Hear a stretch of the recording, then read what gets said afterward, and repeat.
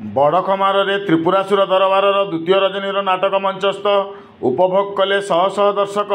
सूचना अनुसार चलित वर्ष सुवर्णपुर जिला सुबलिया थाना अंतर्गत जटेसिंगा ग्राम पंचायत बड़खमार 13तम सार्वजनीन कालीपूजा उपलक्षे दर्शकों मनोरंजन सकाशे त्रिपुरासुर दरबार आयोजन होता बेले गतकाली विलंबित रात्रि प्राय 12:30 पर्यंत द्वितीय रजनीर नाटक मंचस्थ हो जाइए। महाराज त्रिपुरासुर भूमिका प्रख्यात मंच अभिनेता श्रीमान मनोरंजन चिरगुन अभिनय करुवा बेले तांकर चमत्कार अभिनय एवं लोमहर्षणकारी अट्टहास्य दर्शकों को विमोहित करथिला।